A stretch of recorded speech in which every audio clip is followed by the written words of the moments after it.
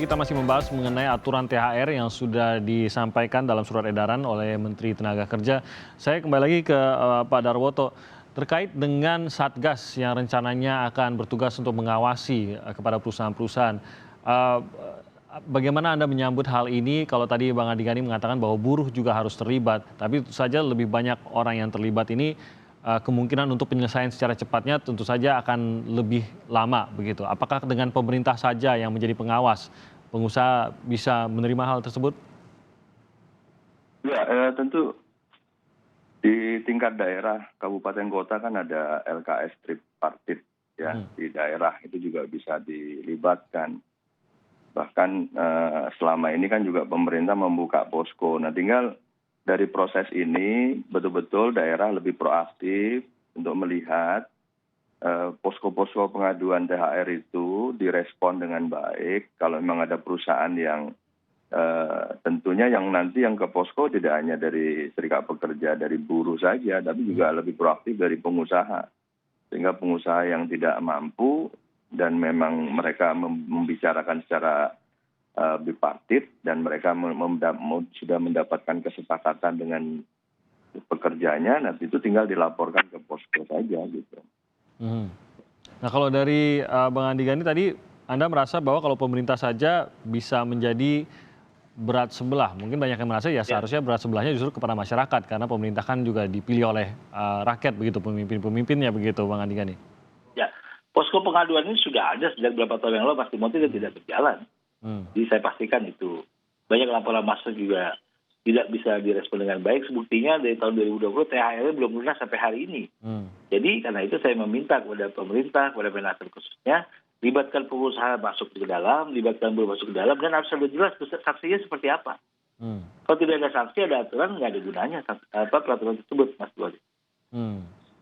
Apakah akan memperlambat mungkin proses penyelesaiannya kalau begitu? Memperlambatnya dari mana ya?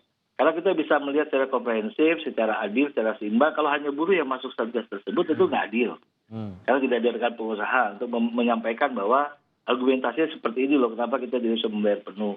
Dengan masuknya tripartit tersebut malah ini akan memperkuat satgas THR dan mempercepat pengaduan tersebut. Dari buruh kan kita punya posko pengaduan sendiri, KSPSI punya, KSPI punya, dan semua hampir konfederasi buruh saya yakin mempunyai posko pengaduan untuk anggotanya masing-masing. Tentu dengan ada wakil di satgas THR tersebut, langsung disampaikan dengan cepat informasi tersebut pasti. Kalau selama ini justru terpisah-pisah begitu ya, ditampung ya begitu ya. Terpisah-pisah ketika kumpulkan sendiri, kita sampaikan ke satgas THR, ada perusahaan A, B, dan C yang nyatanya mampu, kami yakin ternyata tidak mampu membayar dan malah mencicil. Bahkan sampai 6-7 kali, sampai tahun ini juga belum lunas, tapi tidak diberikan sanksi. Dengan masuknya wakil pengusaha, wakil buruh di satgas THR, itu akan memperkuat satgas THR tersebut dan merespon pengaduan dengan cepat. Oke, Bang Saleh, idealnya seperti apa dan peraturannya sendiri membukanya seperti apa seharusnya penyelesaian ini? Ya, memang selalu didasarkan pada tripartit itu, di sana ada pekerja dan ada pemerintah kan. Sebetulnya kan modelnya seperti itu.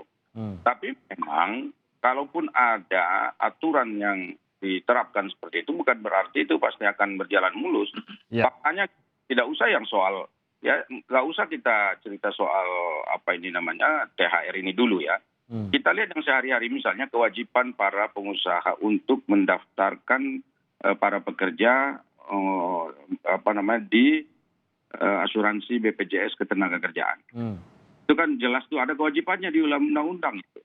Tapi faktanya itu banyak sekali itu perusahaan-perusahaan yang sampai hari ini belum mendaftarkan pekerjanya di BPJS Ketenagakerjaan. Padahal itu penting, ada jaminan kematian, ada jaminan kecelakaan di sana, ada jaminan hari tua yang tidak didapatkan oleh para pekerja. Ini kan berarti ada pelanggaran mestinya. Tapi sejauh ini memang aturan itu belum diterapkan secara tegas dan saya kira ya membuat para pengusaha pemilik modal akhirnya ya menganggap ya biasa-biasa saja, kapan-kapan ada sempat, kapan-kapan punya duit baru ditaati. Nah ini berkaitan dengan THR juga harus begitu. Jadi tidak boleh kalau misalnya kita santai-santai saja, landai-landai saja, kalaupun ada yang melanggar dikasih aturan hukuman dan sanksi gitu. Nah kalau seperti itu ya nanti ini tidak akan ada solusinya. Orang menganggap aturan itu hanya sebagai tulisan yang tidak memiliki konsekuensi apapun ya kepada mereka. Nah ini yang saya kira juga perlu diingat oleh pemerintah kita itu. Sehingga ini pas nanti 7 hari sebelum Lebaran itu sudah dibayarkan. Kan bayangkan kalau 7 hari nanti sebelum Lebaran belum dibayar, terus 6 hari belum, 5 hari belum, dan seterusnya. Itu kan 7 hari itu sedikit waktu. Iya. Waktu kita melakukan evaluasi dan pengawasan yang ketat. Misalnya dalam 7 hari sebelum Lebaran itu mereka nggak selesaikan. Nah kalau misalnya 6 hari nggak selesai, apakah ada sanksinya? Misalnya 4 hari dan seterusnya. Apakah misalnya kalau pengusahanya bayar malah 2 minggu sebelum Lebaran, apakah dikasih reward? Kan begitu. Misalnya kalau mereka yang memenuhi kewajibannya dengan tepat waktu dan juga sesuai dengan aturan, mestinya kan dikasih reward juga. Apa yang harus diberikan itu reward? Jadi ada keseimbangan, sekali lagi saya katakan. Jadi kalau pengusaha memang... Ini pengaturannya harus dalam bentuk apa tuh Bang Saleh? Dan saya kan menteri sekarang kan buat surat edaran juga sebetulnya. Kan polanya kan seperti itu. Jadi lengkapi lagi begitu ya? Iya. Apakah misalnya kalau di daerah-daerah itu, nanti pemerintah daerah bisa misalnya memberikan sesuatu yang untuk para pengusaha taat aturan. Nah, kalau enggak tadi kan itu, kita hanya usahanya taat, kita tidak memberikan apa-apa kepada mereka. Jika misalnya pengusaha enggak taat, malah kita menyalahkan mereka, mengkreditkan mereka dan seterusnya. Nah, ini yang saya katakan harus berimbang. Kita juga menekankan hak-hak para dibayarkan supaya mereka bisa menikmati hari Lebaran ini ya dengan baik. Apalagi bulan puasa. Saya kira kita uji lah ya, terutama dari sisi ekonomi.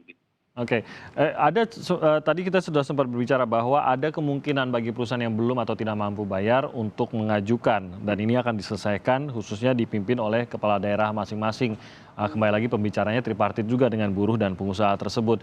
Nah, saya ingin tahu nanti dari Bang Andi Gani, tapi dari Pak Darwoto dulu, kesiapan dari perusahaan-perusahaan untuk memenuhi persyaratan tersebut kalau memang tidak mampu. Apakah dengan aturan yang sudah disiapkan harus ada laporan keuangan 2 tahun, padahal sebagian kan kita tahu bahwa ada juga UMKM juga yang tidak mampu begitu, dan bahkan laporannya tidak sesuai standar begitu. Apakah siap begitu dari sisi pengusaha, Pak Darwoto, menurut Anda? Ya, kalau kita bicara dengan soal laporan keuangan tentu bukan sesuatu hal yang mudah untuk segera disiapkan, karena kan faktanya banyak perusahaan juga, terutama perusahaan-perusahaan yang kecil, itu kan mereka laporannya juga belum tentu juga update gitu loh. Paling tidak begini, di dalam SE itu kan ada ruang bagaimana untuk bagi perusahaan yang tidak mampu dapat melakukan komunikasi secara internal bipartit, dari hati ke hati, kekeluargaan, mengenai kondisi perusahaan. Nah, hal-hal yang terkait dengan kondisi perusahaan dalam kaitannya pembayaran THR ini kan tentu ujung-ujungnya kan dimuat dalam satu kesepakatan. Nah, dari kesepakatan itulah antara pengusaha dengan pekerja, kalau sama-sama sudah sepakat ya silakan saja tinggal dilaporkan ke Satgas atau posko THR di daerah masing-masing kan gitu. Jadi dibicarakan dulu antara perusahaan dengan karyawan, seharusnya itu yang dilakukan gitu. Iya, kalau antara karyawan sama perusahaan sudah tahu loh. Karyawan kan sehari-hari kan tahu dia kondisi perusahaan. Seperti contoh misalnya produksinya yang masih belum maksimal, masih ada pengurangan jam kerja atau masih merumahkan sebagian karyawannya. Itu kan secara cash flow kan pasti perusahaan juga belum tentu mampu, dan mereka yang tahu itu gitu. Nah, ketika dia sudah melakukan diskusi secara bipartit dan mereka paham dengan kondisi perusahaan, dibuat satu kesepakatan dan kesepakatan itu tinggal dilaporkan ke Satgas, ya kan berarti kan selesai. Tinggal posko yang tadi yang di ide dari Bang Andi tadi itu berarti tinggal mengendorse bahwa oh ini benar, mereka sudah sepakat. Bang Andi Gani, Anda setuju dengan pendekatan ini dulu sebelum memang harus mengikuti aturan ataupun harus melaporkan dan temuan Satgas juga dari perusahaan-perusahaan tersebut, karena kondisinya setiap perusahaan mungkin berbeda-beda, bahkan kondisi hubungan antara perusahaan dengan pekerjanya juga berbeda-beda. Tentu, Mas Timothy, karena itulah kami pimpinan Konfederasi, saya sebagai Presiden tahu persis bagaimana kondisi perusahaan masing-masing, karena PUK namanya, kalau di tingkat perusahaan itu namanya PUK, memberikan laporan rinci kepada kami sebagai Presiden Konfederasi bahwa perusahaan ini dalam kondisi seperti ini, dalam kondisi seperti ini, kami punya kesulitan seperti ini. Dan di partai itu berjalan sekarang di beberapa perusahaan, tapi memang harus kita akui bahwa ada juga di partai yang sudah berjalan, sudah ada kesepakatan dan tidak dijalankan. Itu yang paling penting buat saya, yang saya soroti adalah bagaimana dengan perusahaan-perusahaan tidak menjalankan aturan tersebut. Dan yang mampu tapi menyatakan tidak mampu, ini kan mesti ada besaran sanksi yang mesti jelas dari pemerintah. Karena kalau tidak, itu akan berulang-ulang terus. Karena itu nanti di hari ke-6 menjelang Idul Fitri, kami akan mengumumkan secara terbuka setiap tahun bahwa perusahaan mana yang tidak membayar secara penuh, perusahaan mana yang mencicil, perusahaan mana yang bahkan tidak membayar THR sama sekali. Dan batasnya hari ke-7, sebelum hari Idul Fitri. Jadi sehari setelah itu kami akan umumkan secara resmi. Meskipun tidak ada seperti kata Bang Saleh tadi, meskipun masih belum jelas juga seperti apa sanksi yang akan diberikan kalau misalkan telat 1 hari, telat 2 hari. Ya tentu Konfederasi Buruh kan tidak punya kewenangan untuk memberikan sanksi, tapi kami akan memberikan sanksi sosial, mengumumkan secara terbuka kepada publik, kepada masyarakat, kepada rakyat Indonesia. Ada perusahaan A, B, C yang tidak menjalankan aturan Kemenaker dengan baik. Karena sudah ada disampaikan bahwa harus membayar THR secara penuh, dengan kemampuannya, sesuai dengan laporan dari anggota kami akan melaporkannya secara jelas dengan data yang lengkap. Mas Modi. Pak Darwoto, bagaimana dari pengusaha melihat hal ini? Karena sebenarnya memang tidak ada ketegasan mengenai sanksi kalau terlambat 1-2 hari, tapi itu tadi seperti Bang Andi Gani gambarkan bahwa bagaimanapun juga buruh malah yang bisa memberikan sanksinya begitu. Ya, dalam hal ini kan pemerintah kan juga mempunyai kewenangan untuk memberikan sanksi ya, apakah sanksi administratif atau dan lain sebagainya. Bahkan di aturan yang baru di PP 36 juga diatur itu semua. Rasanya kepada pengusaha yang ya saya dalam tanda kutip yang nakal, yang sebenarnya mampu menyatakan tidak mampu, tentunya itu juga sangat disayangkan. Ada sikap seperti itu. Tapi kan concern kita dari Apindo adalah perusahaan yang betul-betul tidak mampu itu harus diperhatikan, karena mereka untuk eksis saja, untuk membayar gaji tiap bulannya saja dia juga sudah sudah maksimal ya, dia sudah lakukan. Tapi dalam kondisi sekarang ini kan hal yang khusus ya, selama pandemi saja ini. Mudah-mudahan di tahun depan udah nggak ada seperti ini lagi. Tapi kalau tadi dikatakan bahwa dalam kondisi normal pun, Bang Saleh tadi mengatakan itu pun tetap ada saja yang gagal bayar atau mencicil. Ya, memang kita tidak bisa pungkiri hal yang demikian. Yang kondisi normal saja ada yang seperti itu gitu loh. Apalagi kondisi sekarang tidak normal, pasti kan hal itu tidak bisa dielakkan gitu loh. Nah, bagaimana kita secara bersama-sama melihat permasalahan ini secara jernih dan utuh, atau betul-betul yang tidak mampu, nah itu bagaimana kita memberikan pencerahan kepada perusahaan. Oke.